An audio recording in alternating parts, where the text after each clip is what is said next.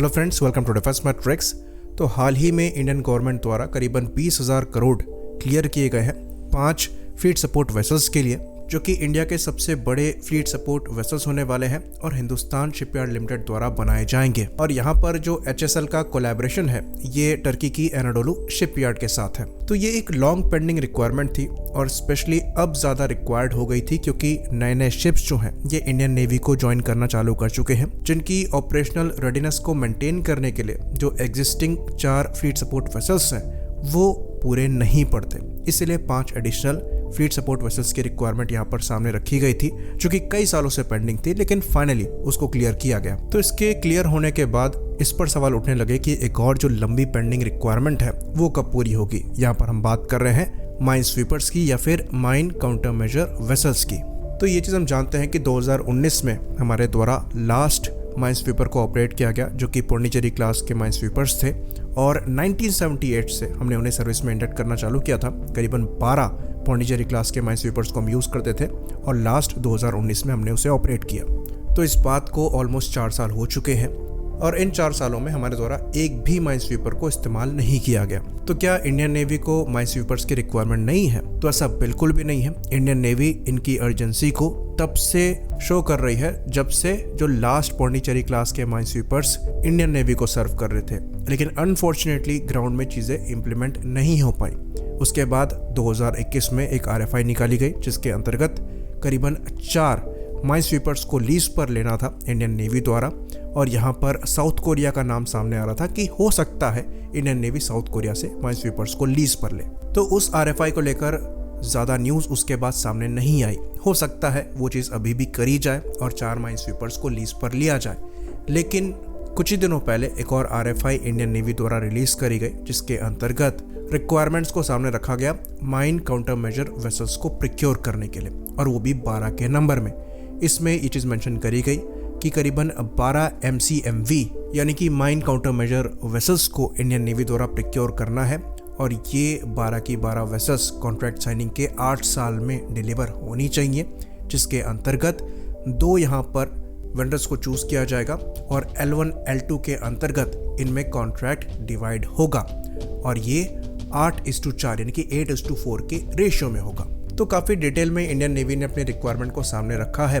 Although यहाँ पर delay ज़रूर हुई है, पर इस रिक्वायरमेंट में इंडियन नेवी ने फ्यूचर को दिमाग में रखते हुए चीज़ों को ऐड किया है, और इसको हम डिटेल में डिस्कस करेंगे। तो पहले हम ये समझ लेते हैं कि माइन काउंटर मेजर वेसल्स या फिर माइन स्वीपर्स करते क्या है। तो जैसा कि यहाँ पर नेम सजेस्ट करता है, इनका प्राइमरी रोल जो है ये माइन फील्ड को क्लियर करना है, यानी कि अगर दुश्मन ने माइंस बिछा रखे हैं पानी के अंदर तो ये उन्हें सेफ डिस्टेंस से क्लियर करते हैं ताकि दूसरे शिप्स वहां से सेफली ऑपरेट कर सकें। तो ये जो सेफली माइंस को डेटोनेट किया जाता है इसे स्वीपिंग कहते हैं, और यही इनका प्राइमरी फंक्शन होता है। तो एक इन्फ्लुएंस स्वीप होता है, जिसके अंतर्गत क्या होता है कि एक डिवाइस टो करी जाती है इन माइन स्वीपर द्वारा, जो कि मैकेनिकल या फिर इलेक्ट्रोमैकेनिकल हो सकती है, और ये एक शिप की तरह एक्ट करती है और माइंस को फोर्स करती है कि वो डेटोनेट हो, और इस तरीके से माइंस को डेटोनेट किया जाता है। बाकी एकॉस्टिक स्वीप भी होता है, जिसके अंतर्गत एकॉस्टिक सिग्नेचर को प्रोड्यूस करके इन माइंस को डेटोनेट किया जाता है। बेसिकली ये एकॉस्टिक माइंस के लिए होता है। तो माइन हंटर्स भी होते हैं जो कि स्पेसिफिक माइंस को डेटोनेट करने के लिए या फिर डिस्ट्रॉय करने के लिए यूज किए जाते हैं, और माइन स्वीपर्स के साथ साथ माइन हंटर्स के कॉम्बिनेशन को माइन काउंटर मेजर वेसल कह दिया जाता है, जिसकी रिक्वायरमेंट इंडियन नेवी ने सामने रखी है। तो इंडियन नेवी ने कहा है कि हमें MCMV चाहिए, यानी कि माइन काउंटर मेजर वेसल्स चाहिए, जिनका प्राइमरी रोल होगा माइन काउंटर मेजर का, जिसके लिए unmanned mine counter measure sweet का इस्तेमाल होना चाहिए। बाकी सेकेंडरी रोल में यहाँ पर चैनल मैपिंग है, रूट सर्वे और सैनिटाइजेशन है, साथ ही साथ SAR ऑपरेशंस को परफॉर्म करने की भी क्षमता चाहिए, यानी कि सर्च एंड रेस्क्यू ऑपरेशंस को परफॉर्म करने की क्षमता चाहिए, और HADR यानी कि humanitarian assistance and disaster relief में भी ये यूजफुल होना चाहिए। बाकी माइन रिमूव करने के साथ साथ माइन लेइंग का भी काम ये करने में सक्षम होना चाहिए, और बेसिक डिफेंस कैपेबिलिटी भी यहाँ पर रिक्वायर्ड है। बाकी इनसे कोस्टल सर्विलेंस भी करवाया जा सकता है, और MIO के साथ साथ VBSS ऑपरेशंस को भी ये परफॉर्म कराने में सक्षम होना चाहिए। तो अभी ये MIO और VBSS ऑपरेशन क्या है? तो MIO का मतलब है मैरीटाइम इंटरडिक्शन ऑपरेशन, और VBSS का मतलब है visit, board, search and seizure, तो ये स्पेशल फोर्सेस ऑपरेशंस हैं। बाकी डिज़ाइन में ये मांगा है कि जो MCM ऑपरेशन होंगे यानी कि माइन काउंटर मेजर ऑपरेशंस होंगे, ये स्टैंड ऑफ रेंजेस से कंप्लीट होने में सक्षम होने चाहिए, जिसके लिए एक अनमैन्ड MCM स्वीट का इस्तेमाल किया जाएगा। साथ ही साथ यहाँ पर ऑटोनोमस सरफेस वेसल्स को लॉन्च करने की क्षमता मांगी गई है, जिसके अंतर्गत ये 2 compact autonomous surface craft all domain effects यानी कि कास्केड को लॉन्च करने में सक्षम होंगे, जो कि ऑटोनोमस सरफेस वेसल्स को कैरी करने में सक्षम होगा। साथ ही साथ ये 4 heavyweight autonomous under water vehicles को लॉन्च करने में सक्षम होना चाहिए। साथ ही ये एक multi utility long endurance helicopter को भी या फिर मल्टीकॉप्टर को भी कैरी करने में सक्षम होना चाहिए, जिसे म्यूल कहा जाता है शॉर्ट में। और फ्यूचर में ये नेवल शिपबॉर्न अनमैन्ड एरियल सिस्टम्स को भी कैरी करने में सक्षम होना चाहिए। तो यहाँ पर जो एकॉस्टिक सिग्नेचर हैं ये मिनिमम मांगे गए हैं, जैसा कि माइन स्वीपर में होने ही चाहिए। तो ये चीज़ डिज़ाइन में ही इम्प्लीमेंट करी जाएगी। बात करें heavy weight autonomous under water vehicle की, तो इस पर काम किया जाना बाकी है। बाकी GRSE ने कुछ ही दिनों पहले light weight autonomous under water vehicle को ज़रूर लॉन्च किया था। बाकी अगर बात करें मजगांव डॉक लिमिटेड की, तो इनके द्वारा एक्सप्रेशन ऑफ इंटरेस्ट रिलीज किया गया था करीबन 10 दिन पहले, यानी कि इसी महीने की 8 तारीख को, जिसके अंतर्गत ऑटोनोमस अंडर वाटर व्हीकल को बनाने की बात करी जा रही थी। तो यहाँ पर डिज़ाइन और टेक्निकल सपोर्ट MDL द्वारा ही प्रोवाइड कराया जाएगा, पर ये चीज़ साफ नहीं है कि ये लाइट वेट AUV होगा या फिर हैवी वेट AUV होगा, जैसा कि रिक्वायरमेंट MCMV यानी कि माइन काउंटर मेजर वेसल्स के साथ रखी गई है। ऑल्दो GRSE का भी जो AUV लॉन्च हुआ है, ये माइन काउंटर मेजर ऑपरेशंस के लिए ही इस्तेमाल किया जाएगा। तो यहाँ पर ऑपरेशन फिलॉसफी ये है कि जो MCMV होगी यानी कि माइन काउंटर मेजर वेसल होगा, ये एज अ मदरशिप एक्ट करेगी और MCM ऑपरेशंस को परफॉर्म करने के लिए यहाँ से जो अनमैन्ड वेसल्स हैं, जैसे कि कास्केड हो गया यानी कि compact autonomous surface craft all domain effects, जो कि ऑटोनोमस सरफेस वेसल्स को लॉन्च करने में सक्षम होगा, साथ ही साथ रिमोटली ऑपरेटेड वेसल्स को लॉन्च करने में सक्षम होगा।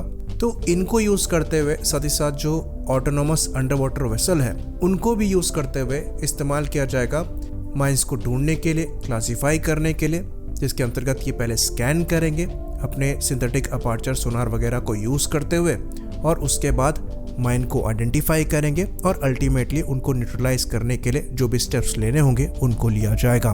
तो यहाँ पर जो आपका MCMV है यानी कि माइन काउंटर मेजर वेसल है, ये माइन फील्ड से दूर रहेगा और बाकी ये जो ऑटोनोमस व्हीकल्स हैं ये माइन फील्ड में ऑपरेट करेंगे।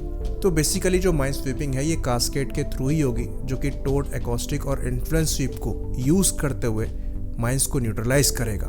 बाकी सिचुएशनल अवेयरनेस को बढ़ाने के लिए जो म्यूल है यानी कि multi utility long endurance helicopter है या फिर मल्टीकॉप्टर है, उसको यूज़ किया जाएगा और नेवल शिपबॉर्न अनमैन्ड एरियल सिस्टम्स को यूज़ किया जाएगा। तो बेसिकली इनको इंडियन ओशन रीजन में ऑपरेट होना है और यहाँ पर जो एंटिसिपेटेड साइज़ है इन वेसल्स का ये 2800 टन्स के आसपास का एक्सपेक्ट किया जा रहा है और जो मैक्सिमम एंड्योरेंस है ये 4000 किलोमीटर के आसपास का एक्सपेक्ट किया जा रहा है 14 नॉट्स की स्पीड पर, यानी कि अप्रॉक्सीमेटली 25 से 27 किलोमीटर पर आवर की स्पीड पर। तो इस शिप की जो मेंटेनेंस साइकिल है ये 5 साल की ऑपरेशनल रखी गई है और बीच में 6 महीने का मेजर रिफिट होना चाहिए। बाकी प्रपल्शन सिस्टम यहाँ पर कंबाइंड डीजल एंड इलेक्ट्रिक मांगा गया है और इन वेसल्स की लाइफ यहाँ पर मिनिमम 30 ईयर्स एक्सपेक्ट करी जा रही है। बाकी और ज़्यादा गहरी डिटेल में भी रिक्वायरमेंट RFI में सामने रखी गई हैं, लेकिन उन्हें यहाँ पर डिस्कस करने का कोई मतलब नहीं है। तो RFI यहाँ पर अभी पहला स्टेप है जो कि ये स्पेसिफाई करती है कि इंडियन नेवी एक्चुअली चाहती क्या है।